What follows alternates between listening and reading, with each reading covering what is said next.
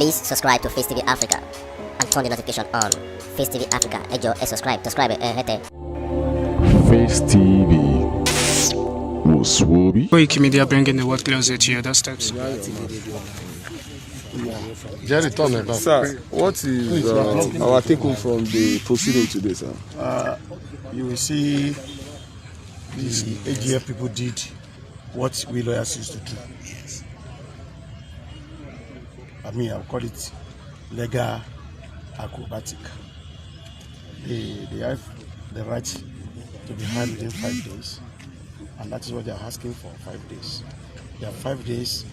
I think it lapsed today. So they argued it, and the court adjourned till 7th September for hearing of the matter. We expect it. Sir, what are the processes that they wanted to respond to? No, I don't see them responding to any process. But it is presumed in law that when you are served, certain days must be given to you to look at what is served on you, whether there is possibility of your response or not. The court will give you what is due to you, and that is 5 days, which they have been given. And they are seeking for vacation of a particular aspect of They are seeking for vacation of interim order granted by the court.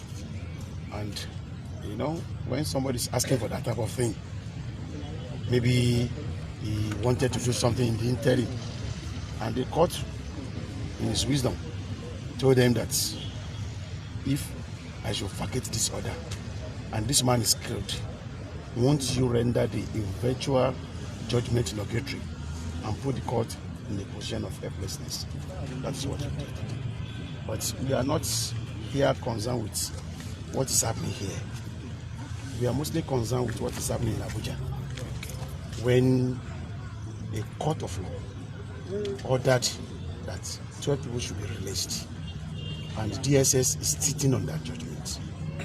I think I made a press release, and I reminded the leader of DSS that he should learn from Mago that if you think you are in authority today, tomorrow you may find yourself in the same trap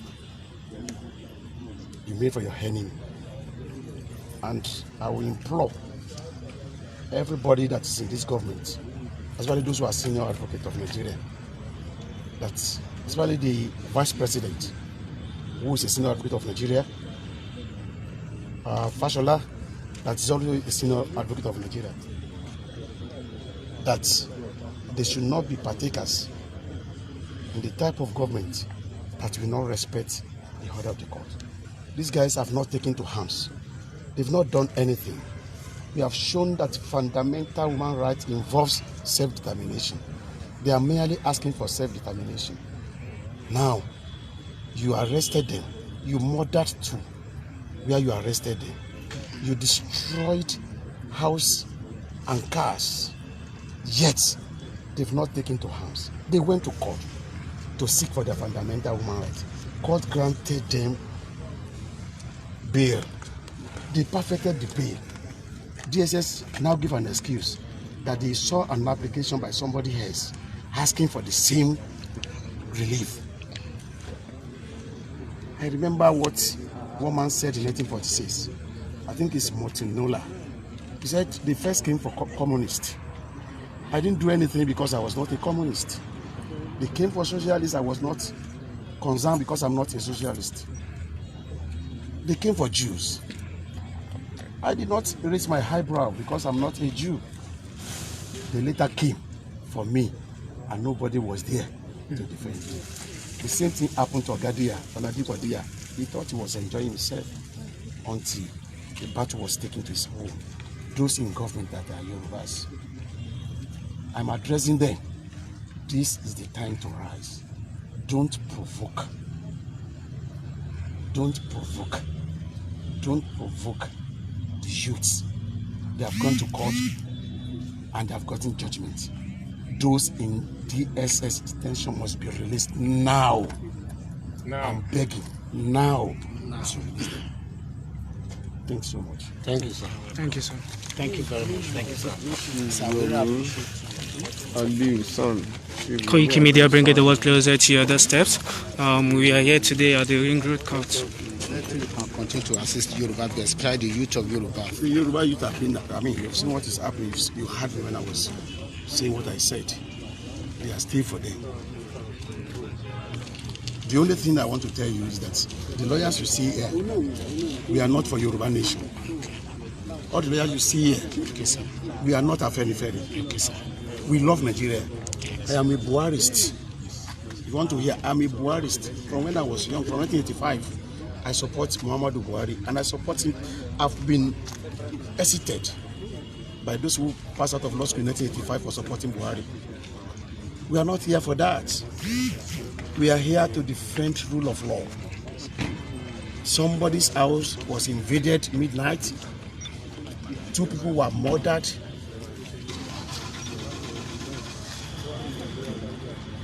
They didn't do anything again. They went to court. Do you aware finish, please? Sorry. They went to court and they got order. Yet you are not releasing them. It's unfair. It's unheard of. That's only what I can say. I'm sorry, sir. One more question. Do you aware that there is still police brutality still going on in Nigeria now? I don't know about that. There is what it. I don't know. You are saying that if there is police brutality, all these artisans, tribunals, they have been trying and they are paying compensations. Without police, the only thing you can have is armed robbers and thugs. We have them. We must have them. It's a necessity. So for us to be able to walk freely in the cities and towns, police brutality will stop one day. I have not seen one. The court is there for us to listen. Thank you very much, sir. Thank you very much, sir. Once again, Koiki Media bringing the world closer to your doorsteps. We are still live here in the Court of Law, Ring Road, today being the 30th of August, 2021.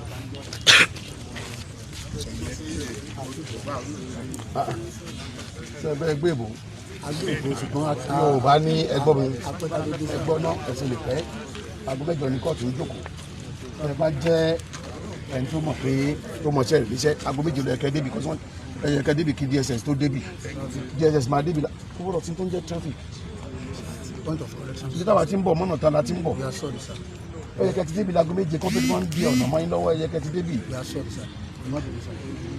ohun tó ṣẹlẹ̀ ní pé ọ̀pọ̀ lọ́mọ náà dò mọ́ ó dá sáwúrò dùn ó tún parí ẹ̀ ní ọ̀pọ̀ lọ́mọ náà dò mọ́ súnmọ́jọ́ kan ní ó jẹjọ́ kan ìyàwó lọ́ta ẹ̀ parí ẹ̀ tẹ́bí wà lẹ́pẹ́ láyé iná máa ṣẹlẹ̀ sí ṣèyí ní ọmọ ọdún sójà ojú èdè tí wọ́n gbọ́ wọ́n ní ẹ̀tọ́ lábẹ́ òfin fúnjọ́ márùn-ún wọ́n sì ń béèrè ìjọ márùn-ún wọn ilé ìjọsìn fún wọn níjọ́ márùn-ún tá a bá fún wọn báyìí á jẹ́ ìrìn àárọ̀ ẹ̀kan alẹ́ àwọn òsì fẹ́ sunkún lálẹ́ níta bá gbà mí bíi afẹ́ fi sápòdọ̀jọ́ alẹ́ ni tó ń láti fún wọn láàyè pé ẹjẹ́ á máa bá wọn lọ́mọ́ tí ń lọ so ìdájọ́ ti fún wọn láàyè ń sìn pé ohun tí wọ́n fẹ́ ṣe ni pé àwọn ọmọ yín tó wà lábújá fẹ́ gbé wọn lọ sí kóòtù lẹ́nu láti bàbá ohun tí ilé-ẹjọ́ sọ jẹ́ lórí ọ̀rọ̀ wọn wọ́n fi ń wá ìkáàkiri wọ́n wá lọ sí kóòtù gbẹ́ngbẹ́ Sunday lọ sí kóòtù lẹ́nu gbẹ́ngbẹ́ lọ sí kóòtù lọ́la ohun tó ti ṣẹlẹ̀ nílé Sunday wọ́n dáhùn wọ́n gbọ́dọ̀ dáhùn agbé lọ sí kóòtù ní òkú kankan ṣe kọ́kọ́ kankan jẹ́ kọ́kọ́ kankan ọdún kò jọjọ́ bíbá irú táwọn ṣe wá gbé lọ́ngbà náà ní ìwà dà nǹkan wọn ti ń sọ lọ́hùn wípé ẹ máa gbé mi ìṣó Nàìjíríà mi ò sẹ́ńtẹ̀ẹ̀tì ni wọ́n lé ní ilé kútọ́ ni ẹ máa gbé mi ìṣó Nàìjíríà fún wa Nàìjíríà nìkan kò níta bá dé yín sìn ẹnìkan ò lè pamọ́ ẹnìkan ò lè pamọ́ nítorí ṣẹlẹ̀ náà ni pé ẹtùn lẹ fẹ́ tì mọ́lé a tún lọ yọjú kóòtù a sì tún gbà á lẹ̀ torí pé kí ni Sunday àbóníkẹ́ gbé mọ́ rí. rárá o ariwo tí wọ́n ń pa fún wa náà ni pé ká mọ́ gbébọn ká mọ́ mú nǹkan olóró ká mọ́ báyàn jà kọ́ọ̀tù ìjókòó o tó ń sọ fún ni pé kẹ́ má báyàn jà kẹ́ má gbébọn tí ẹ yàtọ̀ sí ti Kánú tó ní kán máa yìnbọn so tí ń yàtọ̀ ẹ̀tọ́ ọmọnìyàn yín ẹ lè béèrè kí ló ti máa fẹ́ yàwó tí mo yẹ kó mi ò tí mi dọ́kú mi ò fẹ́ yàwó mi mọ́ ni mi ò fẹ́ mọ́ ni mo ní mi ò fẹ́ yàwó mi mọ́ ẹnìkan ò lè mú mi pé mo ṣe lè fẹ́ mo gbọ́dọ̀ mọ̀ fẹ́ tipátipá obìnrin òun ò fẹ́ mi mọ́ ẹ wá ní kó máa lọ lẹ́sọ́ olókùn lọ́wọ́ sókún lẹ́sẹ̀ ṣẹ́bọ̀ ní ọ̀pọ̀ so ẹ jẹ́ ká máa ṣe ní sùúrù níwà pẹ̀lú ọmọ Yorùbá ọmọlúwàbí ni wá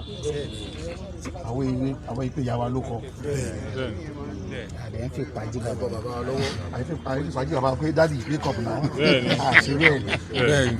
so ẹ jẹ́ ká máa ṣe bá a ti ń ṣe ńdọ́kan àpéjọ kan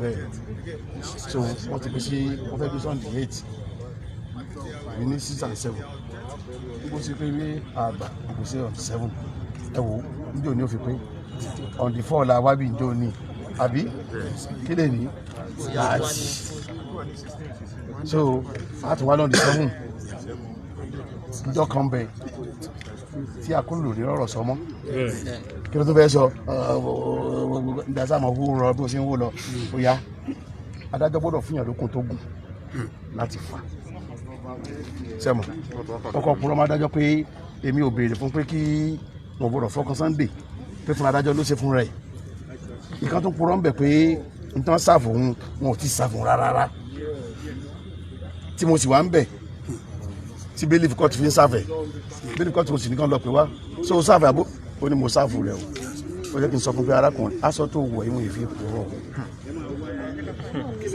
so bó ti wà lọ́wọ́lọ́wọ́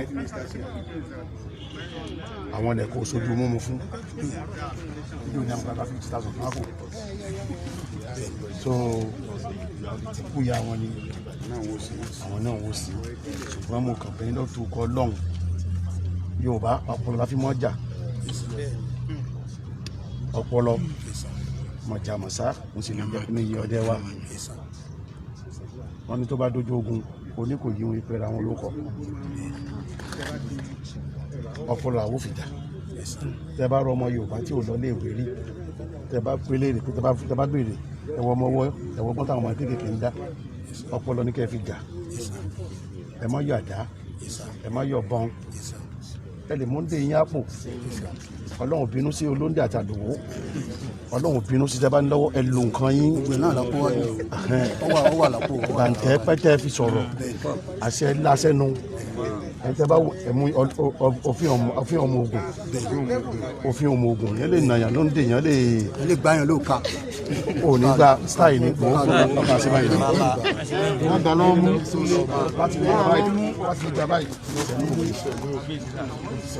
wọ́n sọ pé ọ̀la ha onínú gbọ́dọ̀ pẹ́ gbé fún ìkọ́lé adẹ́kẹ́ gbòòrò igbó máa ń lọ. bàbá ǹjẹ́ òfin tó wà nílẹ̀ láti ilẹ̀ sọ́sọ́ ń kọ́ntínú lọ.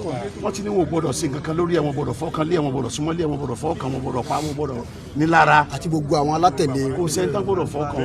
ìgbà fẹ́ gbọ́ ni. kò sí ìyẹn tí wà ń bẹ̀. Koiki Media bringing the work closer to other steps once again. Today being the 30th of August 2021, we are still live here at the Court of Law.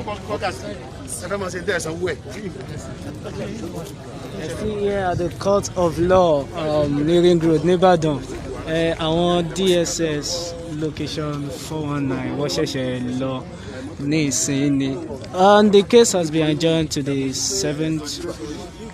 ìdájọ́ tó ń dá ní Àbújá torí ìdájọ́ náà gbogbo àti ìdájọ́ Ìbàdàn àti ìdájọ́ Àbújá àti tí Kútọ́nù so ìdájọ́ Àbújá yẹn gangan ni nǹkan tó ń bà wá nú jẹ́ tó dẹ̀ ń dùn wá tá a dẹ̀ fẹ́ kí àwọn àjọ DSS kán mọ̀ gbé wọ́n ti fẹ́ da democracy irú à ń practice democracy ni ǹjẹ́ democracy là ń practice because tabala ń practice democracy a gbọ́dọ̀ ilá ò gbọ́dọ̀ ga ju onírè lọ agbófinró kò lè lágbára ju ilé ẹjọ́ lọ ilé ẹjọ́ dájọ́ pé kán fi àwọn èèyàn wa kán mú sílẹ̀ àwọn èèyàn kan mú sílẹ̀